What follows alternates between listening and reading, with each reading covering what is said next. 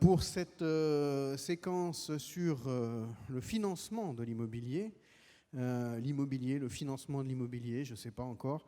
On va voir ça avec trois intervenants à qui je vais demander de me rejoindre. On va commencer par Megui Dobian, qui représente ici la CNSA, que vous connaissez. Vous avez déjà eu affaire à la CNSA. Vous pouvez, oui. Donc, Megui Dobian est responsable du pôle investissement à la CNSA. Je vais demander également à M. Bernard Devers de bien vouloir nous rejoindre, président de l'association Habitat Humanisme Soins. Il nous expliquera le reste, parce qu'il est président de plein d'autres choses. Bernard Devers, c'est sa première aux assises. C'est peut-être pas la dernière, hein. On verra. Et puis Filippo Monteleone, président de Care It, qui nous rejoint également. Je vais juste prendre celle-ci, moi, parce que comme ça je vous vois bien. Mettez-vous à côté de moi.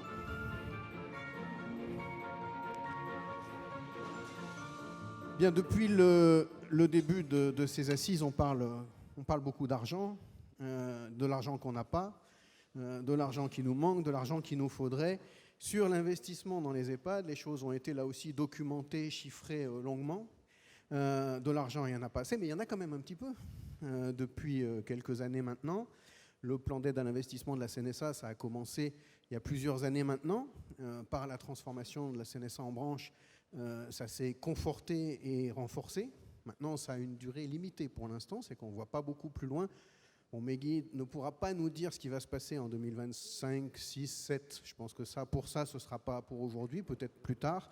En revanche, elle va pouvoir nous expliquer quel est le rôle de la CNSA sur l'investissement, comment la CNSA pilote ses plans d'aide à l'investissement, comment vous pouvez y avoir accès et qu'est-ce que la CNSA essaye d'impulser aussi dans les politiques publiques et dans les territoires avec cette politique de l'investissement.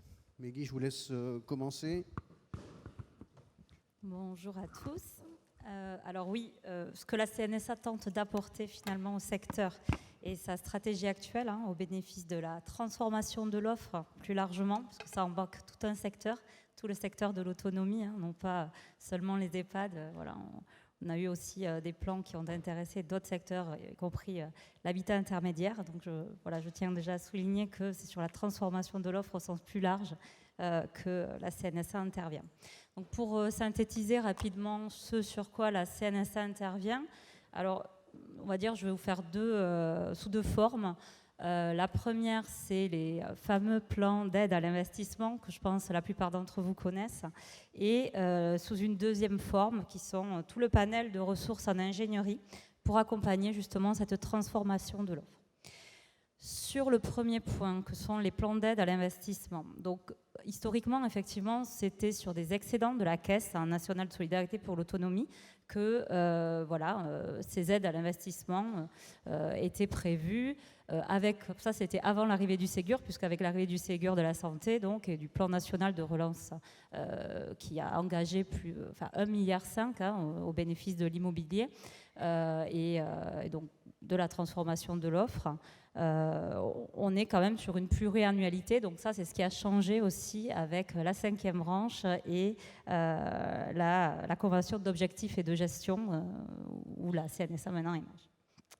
Au niveau du plan d'aide à l'investissement, donc vous rappelez que c'est sous forme de subventions que la CNSA intervient, des subventions, donc la CNSA délègue des enveloppes aux agences régionales de santé et ce sont les agences régionales de santé qui instruisent, qui pilotent, qui priorisent et finalement qui valident les projets qui bénéficient de ces aides à l'investissement sous forme de subventions.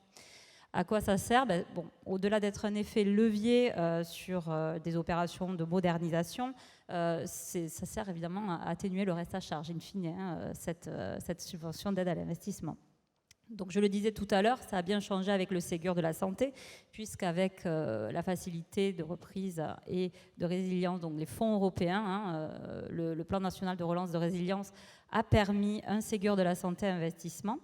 Et donc l'ambition de transformation de l'offre à ce moment-là, c'est aussi le fait de conditionner les aides, donc les subventions PAI, et donc l'éligibilité à ces PAI.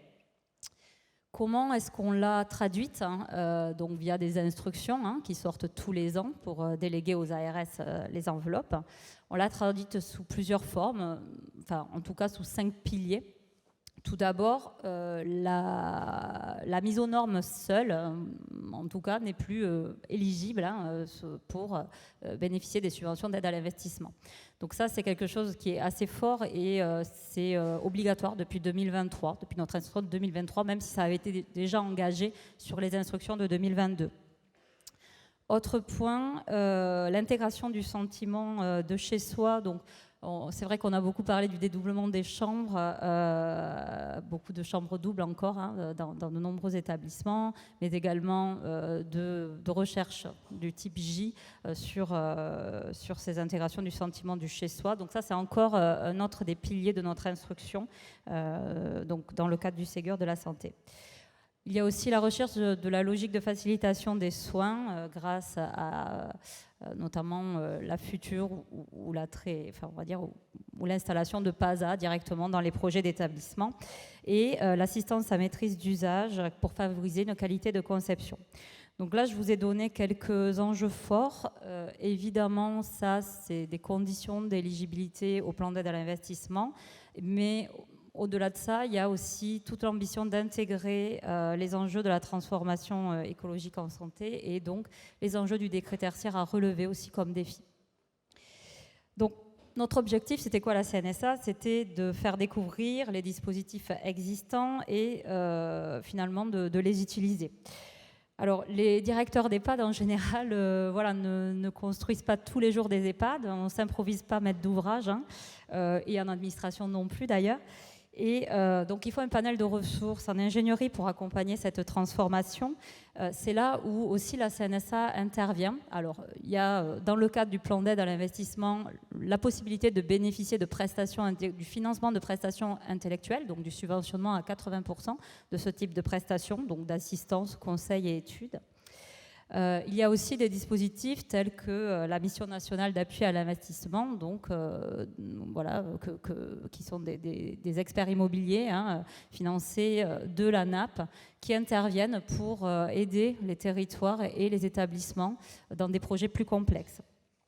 La mission aussi financement des infrastructures à la Direction générale du Trésor offre également des conseils gracieux au niveau juridique et financier pour le montage de projets. Comment font les établissements pour solliciter ces aides et ces missions? Quelle est la démarche à entreprendre concrètement? Je suis directeur d'établissement, j'ai un projet, je ne sais pas trop comment m'y prendre. Comment je vais chercher ces aides-là, ces aides pas financières, mais ces aides méthodologiques? Alors, déjà sur notre site, évidemment, il y a les informations nécessaires pour pouvoir avoir les contacts, soit de la mission Fininfra, si on est un organisme public, ou bien directement de la NAP, pour aussi contacter directement la NAP pour les solliciter. Ensuite, il y a un passage en comité de pilotage qui permet justement de les inscrire au programme de cette mission qui intervient toujours sur les établissements. Voilà. Et donc, pour compléter un peu ce panel, je pense que la NAP vous en a parlé hier, mais il y a les conseillers en transition écologique et énergétique en santé, donc qui sont des postes qui interviennent sur plusieurs établissements. Donc ça aussi, je voulais quand même le mettre en avant sur l'ingénierie, puisque ça a une réelle plus-value et qu'aujourd'hui, on en a toute la démonstration avec des pérennisations de postes et voilà, des vraies réussites et des vrais résultats à ce niveau-là. Et enfin, l'outillage, alors ça, la NAP aussi a dû vous en parler hier, mais on a pu développer en tout cas beaucoup d'outils, de repères, de dimensionnement des EHPAD, pour ceux qui connaissent ici, de formation aussi, de webinaires. Alors, je crois que vous avez parlé de la livraison à soi-même, mais voilà, il y en a d'autres, et de guides. Alors, je pense aussi à l'intervention des membres du laboratoire des solutions de demain qui sont bien intervenus sur des boîtes à outils, par exemple, autour de la mise en œuvre des tiers-lieux. Voilà, donc ça, c'était un peu pour vous dresser rapidement ce que la CNSA faisait. Est-ce que vous voulez que l'on aborde où nous en sommes ou voilà, dites-moi. Oui, allez-y, enchaînez, Ouais, enchaînez sur j'enchaîne. où vous en êtes et quelles sont les difficultés du moment. Alors, les difficultés, c'est les mêmes que celles qu'on dit depuis hier, à savoir conjoncturelles. La conjoncture actuelle, c'est l'inflation, des coûts de travaux qui ont explosé à certains endroits de plus de 30% d'évolution. C'est aussi les taux d'intérêt qui ont évolué. Donc, évidemment, des programmations, en fait, qui sont décalées dans le temps, et ça, sur l'ensemble de nos territoires. À ce sujet, des aides complémentaires ont été dépêchées par les ARS auprès de projets en difficulté pour pouvoir y parvenir. Mais voilà, ça reste quand même une problématique qu'il faut bien avoir en tête, surtout que, je vous l'ai dit tout à l'heure, ce sont des fonds européens, le Ségur de la santé. Donc, qui dit fonds européens dit qu'on aura des comptes à rendre, et donc des audits à partir de 2026. Un des objectifs à atteindre, c'est celui des 32 200 solutions d'hébergement terminées avant le 30 juin 2026. Donc ça, c'est pour que la France soit remboursée. C'est assez, je vous le dis de manière assez pragmatique. En tout cas, c'est un des objectifs auxquels on tend. Aujourd'hui, on n'est pas tout à fait en 2023 à 30 000 solutions qui seraient potentiellement vraiment terminées à cette date-là, à 2026. Donc là-dedans, évidemment, compte aussi tout ce qui a été fait autour de l'habitat inclusif et aussi autour des résidences autonomie. Donc le contexte complexe, voilà. Alors pour l'avenir, en tout cas, on travaille à un après-Ségur et les besoins, vous l'avez compris, sont encore très importants. Là, on touche à peu près 500 projets d'EHPAD jusqu'à 2023. Je ne sais pas encore ce qui sera engagé pour 2024, mais on est à peu près à 500 projets d'EHPAD. Ça vous donne une idée du fait qu'il y a encore beaucoup de travail et que 500 EHPAD, avec une maturation très longue des projets, et donc des projets d'ampleur, je pense aux projets d'EHPAD hospitaliers plus précisément, qui n'ont pas pu sortir pendant cette période-là, parce que ça demande d'embarquer souvent tout le secteur aussi sanitaire et des projets de plus grande ampleur. Donc on a quand même une transformation qui est engagée, qui est amorcée grâce au Ségur, mais qui sera longue. Donc voilà, il faut prendre l'héritage que laissera le Ségur à ce sujet-là, et aussi de tous les outils qu'on aura et qui sont là, et de l'animation de réseau qu'on a mis en place, parce que ça n'existait pas réellement non plus avant le Ségur. Mais voilà, on a besoin aujourd'hui d'évaluer l'impact du Ségur et à partir de ce que l'on a créé, de développer réellement une performance sur le soutien à l'investissement. Et est-ce que justement ces projets qui sont décalés, on sait pourquoi, sauf pour ces problèmes financiers, on parlait hier de la question du prix de journée, c'est de l'impact de l'investissement sur le prix de journée, c'est ça qui bloque vraiment les projets par rapport à toutes les hausses qu'on a connues sur les prix de journée, et qui font que, quand vous dites la CNSA, la subvention CNSA pour vocation à diminuer le reste à charge, c'est-à-dire que vous avez 10 € d'impact de vos travaux sur le prix de journée, grâce à la subvention CNSA amortissable, vous allez avoir 6 € au lieu de 10. Mais quand vous avez 10 € d'augmentation de l'énergie et 10 € d'augmentation de l'intérim, vos 3 € d'impact, de limitation de l'impact, ou 4 € de l'impact, ils ne pèsent rien. C'est pour ça que les projets sont retardés. Est-ce que vous n'avez pas peur que ça tire vers la baisse les projets, vers la baisse de la qualité, que ça empêche justement la transformation que vous souhaitez porter dans le cadre de ces plans d'aide? Et est-ce que pour atteindre les objectifs, finalement, ce n'est pas quelque chose qui risque d'être obligatoire à un moment donné de baisser ces ambitions qualitatives que vous avez sur la transformation? Alors déjà, les mises aux normes SUB ne sont plus aujourd'hui, donc c'est déjà une avancée, en tout cas dans nos plans d'aide à l'investissement et dans l'impact et l'amorce de cette transformation. Maintenant, effectivement, sur des projets, on voit bien où est-ce qu'on rogne sur des choix de matériaux pourtant plus vertueux en économie d'énergie. Enfin, voilà. Effectivement, il y a un certain nombre de projets revus à la baisse. Le Ségur, c'était bien, mais on n'avait pas envisagé tout ce qui s'est passé après. Ça a démarré en 2021, le Ségur, et on l'avait que jusqu'en 2024. C'est là où je dis, ça suffit pas. Et aujourd'hui, on voit bien que c'est absolument insatisfaisant de devoir rogner sur certaines, soit un dimensionnement d'espace collectif, par exemple, dans un EHPAD, ou une isolation, ou d'autres, en tout cas, points très importants et centraux dans les projets qui, pourtant, dans l'exploitation courante et future de l'établissement, auraient toutes ces vertus. On reviendra peut-être sur cette question-là, et notamment le sujet de la décarbonation, parce que la CNSA a aussi porté ce rapport-là récemment. Mais je vais d'abord me tourner peut-être vers Bernard Devers, puisque nous avons un organisme gestionnaire avec Bernard Devers, Habitat Humanisme Soins. Nous avons donc une association qui est probablement utilisatrice des crédits de la CNSA et des PAI de la CNSA. Est-ce que vous faites le même constat du blocage de projets dans vos territoires, dans vos établissements? Et puis peut-être avant, expliquez-nous, Bernard, comment vous avez-vous abordé la question de l'immobilier? Il n'y a pas que Habitat Humanisme Soins, il y a aussi l'association Habitat et Humanisme, que les Lyonnais nombreux dans la salle connaissent bien, mais pas que les Lyonnais. Donc expliquez-nous en 2 mots Habitat Humanisme Soins et la foncière. Alors, Madame Daubion vient de dire qu'en fait, ces financements étaient insuffisants. Je vais tenter de ne pas être suffisant, moi. Et donc, je dois être très attentif à souligner combien, en fait, malgré cette économie solidaire qu'on a mis en place, les difficultés qu'on rencontre. Merci d'ailleurs, en fait, pour ces plans d'investissement que vous autorisez, qu'on a effectivement utilisés sur un certain nombre de nos établissements.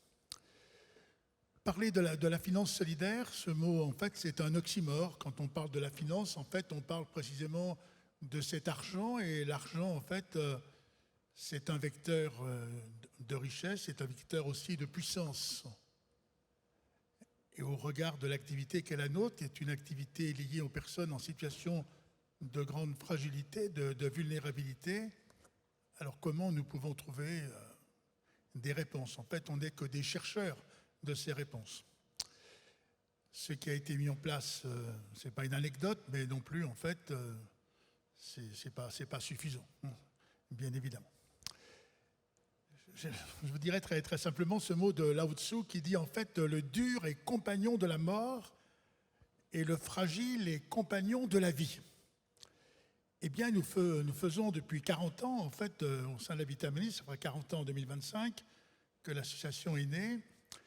Nous faisons en fait l'expérience en fait, que la fragilité, l'attention aux fragiles se révèle précisément une approche à partir de laquelle il y a des inespérés et des inattendus. Tout a commencé par rapport à la question du logement. Et on voit bien que la crise du logement est sans précédent aujourd'hui. Mais notre travail, c'était en fait, notre mission, c'est de faire en sorte que les populations fragilisées ne soient pas condamnés, assignés à des quartiers qui sont des quartiers paupérisés. Et donc, c'est notre mission, c'est la mixité sociale. Faire en sorte que les populations fragiles soient moins en situation de ségrégation. C'est difficile et je ne dis pas qu'on a réussi, hein, c'est pas ce que je dis. Je dis en fait qu'en tout cas, nous menons un combat et ce combat, nous ne voulons pas le déserter. Faire en sorte que précisément notre société, si nous voulons qu'elle retrouve, si nous voulons retisser en fait le tissu social singulièrement déchiré, il y a véritablement une invitation à faire en sorte qu'il y ait une approche du fragile. Cette approche nous a permis 10 000 logements, de réaliser un peu plus de 10 000 logements. On est resté d'ailleurs en fait dans le silence, que 10 000 logements en 40 ans, il n'y a pas de quoi non plus crier bravo, et que ça veut dire qu'il y a beaucoup trop de familles, de ménages à qui on n'a pas pu dire, on n'a pas pu les loger. Donc à un certain moment, par pudeur, il s'agit un peu de se taire, mais dans le même temps aussi en fait de poursuivre cet engagement. Et donc Habitat Humanisme, 20 ans après la création d'Habitat Humanisme Logement, on a créé en fait, il y a 22 ans exactement, Habitat Humanisme Soins, en prenant en compte que le montant des retraites, je ne l'apprendrai à personne naturellement ici, le montant des retraites moyens c'est 1 100 € mensuels et on voit en fait quel est le coût en fait aujourd'hui en fait des EHPAD. Et donc si on ne veut pas que les portes soient fermées en fait aux personnes qui sont au soir de leur vie, que ce moment ne soit pas un moment sombre, comment nous pouvons précisément intervenir de telle façon qu'il y ait une ouverture. Et nous avons créé en fait une autre foncière solidaire qui s'appelle « Entreprendre pour humaniser la dépendance », dont le titre dit précisément en fait la mission qui est la nôtre. Et cette entreprise foncière, ce n'est pas une association, donc c'est véritablement c'est une société anonyme sous forme coopérative et qui bénéficie d'un agrément d'intérêt collectif. Et depuis 4 ans maintenant, en fait, du mandat siègle, c'est-à-dire d'un mandat qui nous donne une délégation de service public. À partir de cet argent qui est collecté, donc nous ne recevons pas des dons, très peu de dons, mais des personnes qui acceptent d'investir et qui investissent en disant, en fait, nous ne recherchons pas, nous ne voulons pas, ce n'est pas d'abord l'attente, de recevoir un dividende, ou s'il y a un dividende, ça doit être un dividende social, c'est-à-dire on nous demande chaque année, finalement, à partir de ce que nous avons investi, grâce précisément à cette épargne, grâce à cette finance solidaire qui donne une économie solidaire, finalement, quelle est la trace, la visibilité de cette solidarité. Alors nous mettons en fonds propres à peu près 30% de fonds propres sur la création ou la réhabilitation de nos EHPAD. Ça aide effectivement à diminuer, vous venez de l'évoquer, sur la question du prix de journée, ça le diminue sensiblement, mais pas non plus dans des conditions telles que finalement ça change la donne. Cette économie solidaire, elle a fait un peu ses preuves. Il y a 40 ans, ça paraissait comme étant une utopie. Aujourd'hui, c'est une utopie concrète. Et finalement, les avancées, les ouvertures au sein de notre société, elles appellent précisément en fait ces utopies qui, à un moment ou à un autre, conduisent finalement à faire en sorte que cette économie, elle a trouvé ses lettres de noblesse, au point que d'aucuns disaient au début, oh mais tout ça, ça ira pas très loin. Alors je ne sais pas jusqu'où on ira, bien évidemment, mais en tout cas, par exemple, la Caisse des dépôts et consignations, en fait, est rentrée au capital sans demander la gouvernance de l'entreprise, pour dire qu'en fait, ce n'est pas l'actif, naturellement, qui importait la Caisse des dépôts et consignations, c'était plutôt un certain know-how, en disant ça vaut la peine, en tout cas, d'aller plus loin. Et la Caisse, donc, dans une démarche qui marque une reconnaissance, en fait, d'une expérience, a souhaité soutenir. Au fond, il me semble que si nous voulons aller plus loin demain devant une économie, enfin devant une société moins injuste, je crois qu'il ne faut précisément travailler sur des approches qui marquent une reconnaissance, d'approches nouvelles, et reconnaître, c'est toujours faire naître. Et donc, si je comprends bien, donc vous avez votre propre foncière, vos établissements sont locataires de votre foncière, et le gros avantage, c'est que vous levez des fonds que vous pouvez mettre en apport, en fonds propres sur les opérations. Donc, ça vous permet une meilleure maîtrise des prix de journée, ça vous permet de lever d'autres financements. Quels sont les autres avantages et est-ce que ça a des inconvénients? Pour les établissements, je parle. Il n'y a pas d'inconvénient pour les établissements, en fait, puisqu'en fait, on vient alléger, en fait, aujourd'hui, le poids de la dette. Donc, en fait, là, c'est plutôt un plus. Sur les EHPAD, je ne vois pas de situation à partir desquelles on pourrait dire, en fait, cette démarche, elle présente des risques. Enfin, les risques, bien sûr, ça serait qu'en fait, tout le monde se retire en même temps. Mais il y a un actif, et comme notre démarche, c'est toujours, en fait, de bâtir dans des quartiers qui sont des quartiers privilégiés, puisque notre démarche est surtout de ne pas faire en sorte que des personnes paupérisées restent dans des quartiers paupérisés. Donc ça, c'est véritablement l'ADN de l'association, tant sur la question en fait, du logement que sur la question en fait, du médico-social, si bien qu'en fait, aujourd'hui, en fait, la montée en fait, des actifs immobiliers qui est quand même extrêmement importante, d'ailleurs qui est pour nous, d'ailleurs maintenant, qui devient une vraie difficulté, parce qu'en fait, pour pouvoir réaliser cette mixité sociale en fait, au cœur des villes et dans les métropoles, ça devient extrêmement difficile. Mais en tout cas, pour nos investisseurs, il y a aujourd'hui un actif qui sécurise en fait les financements qu'ils ont pu mettre en place. Et le modèle n'est pas forcément reproductible pour d'autres gestionnaires ou pour des plus petits gestionnaires. Est-ce que vous envisagez de pouvoir intervenir avec la foncière sur d'autres gestionnaires que Habitat Humanisme ou c'est exclu? C'est pas exclu, mais en tout cas, je serais bien prétentieux en disant qu'aujourd'hui, c'est possible. Vous l'avez souligné, aujourd'hui, la hausse des coûts des travaux, en fait, est de l'ordre de 20-25%, l'inflation, etc., et notamment avec le livret A monté 3 fois, enfin, etc., et donc ça rend les choses effectivement très, très difficiles, très, très tendues, quoi. Bon, alors je vais me tourner vers Philippot, qui, avec CareIT, qui va nous présenter CareIT brièvement, bien sûr, très brièvement, mais a plusieurs métiers, développe plusieurs métiers, et évidemment d'abord et avant tout autour de ces questions de l'investissement et de l'immobilier, pas seulement dans les EHPAD, avec une expérience plus large que ça.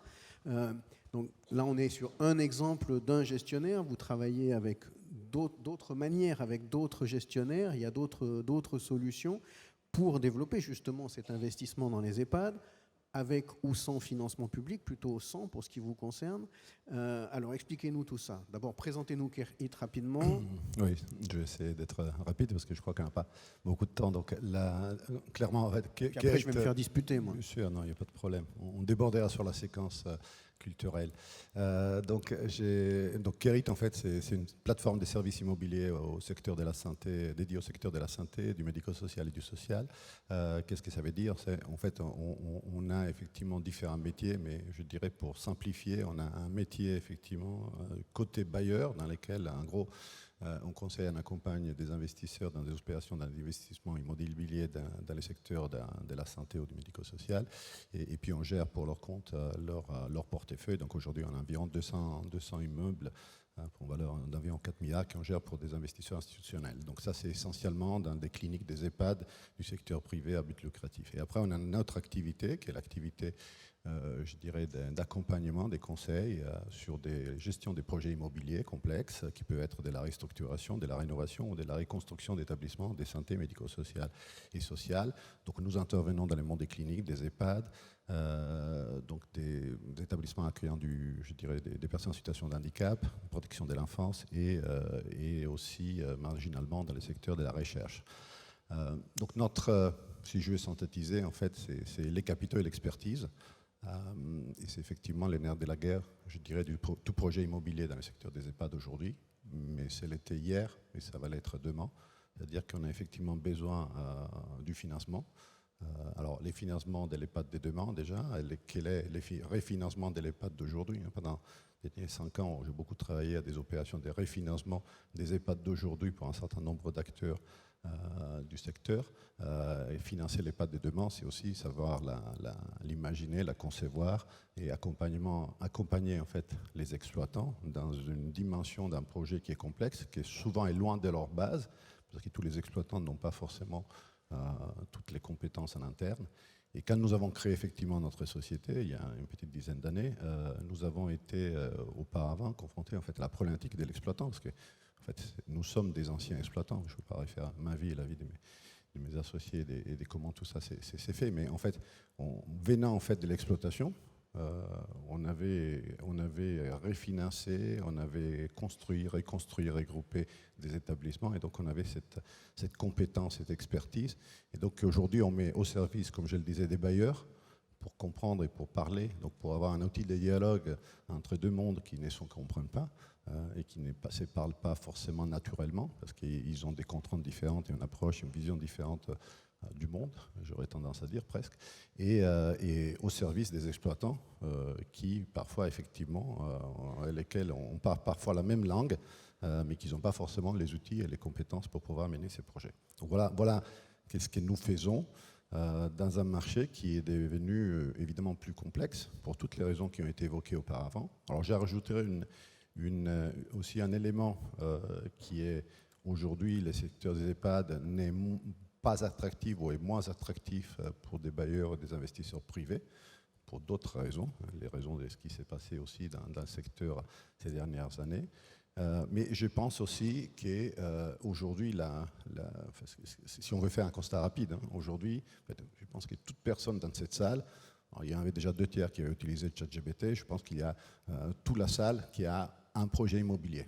Donc petit, grand, moyen, je fais une extension, je dois faire une rénovation, j'ai un problème d'écret tertiaire, de décarbonation. Tout le monde a des projets immobiliers. Je dirais qu'en France, l'infrastructure aujourd'hui et l'équipement d'accueil du grand âge, de la fragilité autour, effectivement, comme je disais, de l'handicap.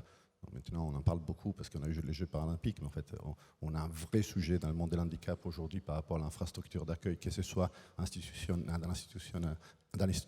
que ce soit au domicile ou dans l'habitat partagé, que ce soit autour de la protection de l'enfance. Les besoins sont là. Les besoins sont là en termes de volume, on n'en a pas assez, et sont inadaptés, tant au plan de l'accueil des personnes avec des besoins spécifiques qui n'étaient pas celles de l'époque quand nous avons construit ces établissements, mais qui ne sont pas aussi les besoins de la vision qu'on peut avoir demain de ces bâtiments et de l'accueil de ces personnes au sein de la ville, aussi dans une vision plus inclusive. Donc déjà, ces besoins sont là, il n'y a pas de débat, et on a parlé ce matin de la vague démographique qui va arriver vers nous, ça va être extrêmement compliqué. Les financements potentiellement seraient là. On n'a jamais eu autant d'épargne collective ou d'épargne individuelle en France. Les problèmes, c'est comment on véhicule cette épargne par l'intermédiaire, des banques ou des capitaux pour ces secteurs. Et donc, l'attractivité du secteur est fondamentale. Alors, bien évidemment, après, il y a l'État et les subventions qui peuvent aider à faire la jonction, mais ce n'est pas suffisant. Et si, on a parlé beaucoup du prix de journée, si les prix de journée étaient,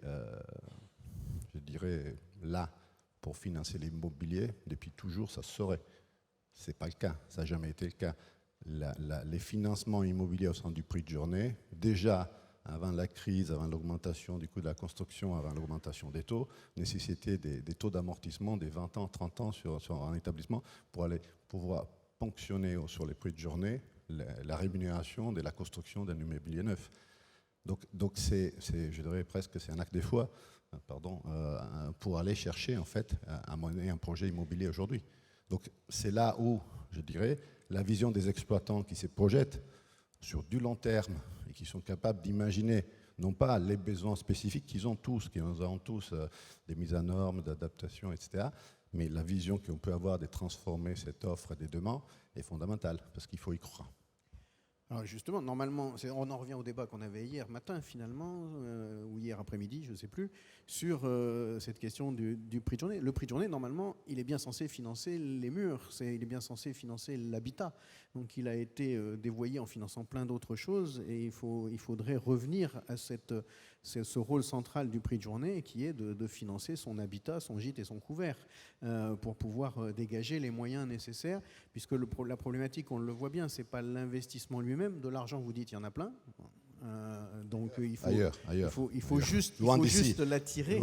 Il faut juste l'attirer, c'est qu'il faut le ramener vers nous. C'est un peu ça la difficulté en termes d'attractivité également. Vous avez le même problème avec la foncière. Bon, le problème de la CNSA, c'est que c'est pas infini. D'abord, ça va s'arrêter. Là, on ne sait pas ce qui va se passer après. On attend des décisions politiques.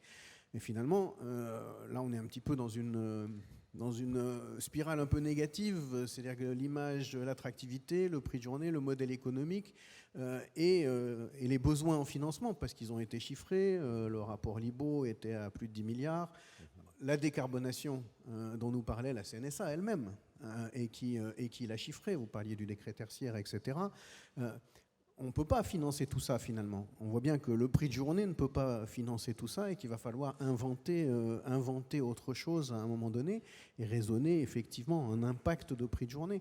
Est-ce que cette logique de l'impact sur le prix de journée, Meggy Daubian, pour la CNSA, vous y travaillez? C'est-à-dire que quand on parle de la décarbonation, hier on nous annonce des milliards d'investissements qui vont être à réaliser dans les EHPAD. On a des directeurs d'EHPAD dans la salle, moi je me mettais à leur place, ils doivent se dire mais j'arrive déjà pas à financer mes projets actuels et à faire aboutir mes projets de transformation actuels, comment je vais rajouter ça en plus alors que ce sont des investissements qui ont un retour sur investissement sur l'exploitation. Dans quelle mesure on pourrait arriver à raisonner un petit peu de manière plus prospective et innovante sur l'impact de l'investissement en se disant cet investissement, il va avoir un retour sur investissement sur l'exploitation parce que je vais avoir moins de coûts de maintenance, je vais avoir moins de coûts d'exploitation, je vais améliorer les conditions de travail du personnel, etc., etc. Et je vais être aussi plus attractif pour pouvoir justement aller chercher de l'argent public, de l'argent privé et le ramener vers le secteur. Est-ce que ça, c'est une réflexion qu'a la CNSA ou que va avoir demain le nouveau laboratoire des solutions de demain? Alors, au niveau du laboratoire, je ne saurais vous répondre, en tout cas sur cette question précise, mais qui est embarquée dans d'autres sujets dans tous les cas. Par contre, au sens plus large, on doit poursuivre nos travaux et on doit les renforcer avec les conseils départementaux. C'est absolument nécessaire que de poursuivre cette collaboration sur les territoires. L'animation de réseau, comme je vous disais tout à l'heure, c'est quelque chose qui a été développé grâce aussi au Ségur de la santé et l'outillage qu'on met en place et l'accompagnement, je dirais, en ressources aussi. Mais on voit bien que ça ne suffit pas. C'est de la méthode, c'est de l'accompagnement, mais ça ne suffit pas. Monsieur Richefou est là, je crois. Je vais lui envoyer une petite pique, il répondra après. Mais les départements, ils se sont désengagés sur cette question de la politique de l'investissement. Il y a de nombreux départements qui désormais disent, mais nous, on ne subventionne plus, c'est la CNSA maintenant. Donc, ça a un effet aussi pervers, c'est-à-dire que plus il y a du plan d'aide d'investissement, finalement, il y a d'autres financeurs qui se désengagent. Est-ce qu'à un moment donné, comment vous emmenez les départements vers une obligation à cofinancer? Alors, une obligation à cofinancer, déjà c'est les ARS qui travaillent leurs projets. Alors, en général, leurs stratégies régionales d'investissement ont été réfléchies avec leurs conseils départementaux, puisqu'on demande à ce que, en tout cas en 2022, il avait été demandé dans le cadre de nos instructions de rédiger ces stratégies de concert avec les conseils départementaux, mais vous avez raison, il y a eu un désengagement progressif des conseils départementaux sur de nombreux projets qui eux-mêmes parfois d'ailleurs n'étaient pas stabilisés au moment où on devait engager, parce qu'on a quand même au mois de novembre tous les ans on doit avoir engagé les crédits, donc c'est quand même un calendrier qui est assez précis pour le Ségur en tout cas et qui va se terminer. Donc au niveau des conseils départementaux quand même, je tiens à souligner que ce que nous n'avons pas encore mesuré, c'est l'engagement aussi d'autres manières, c'est-à-dire par exemple avec des mises à disposition de terrain, c'est-à-dire aussi avec des moyens en ingénierie qui sont proposés au-delà de l'aide à la subvention à l'investissement des conseils départementaux. Donc ça, c'est des travaux pour moi, vous avez raison, à poursuivre et vraiment à renforcer. Aujourd'hui, l'animation de réseau, comme le reste, est insuffisante à ce sujet-là. Et pour embarquer, il faut en avoir aussi les moyens. Bon, je vous remercie. Bon, on voit que c'est quand même compliqué, qu'il y a besoin de beaucoup d'argent, beaucoup de méthodologie. Il y a des outils, c'est déjà ça. Il y a des acteurs, il y a de l'innovation. On invente des choses, on est aussi obligé d'inventer des choses. Platon qui disait la nécessité est la mère de l'invention. Donc il faut qu'on invente cette question du système, de la manière de financer cet investissement massif qu'il va falloir faire dans les années à venir. Il va falloir le faire ensemble avec des acteurs comme vous. Je vous remercie en tout cas pour vos explications. J'espère qu'elles vous auront été utiles et je cède la place.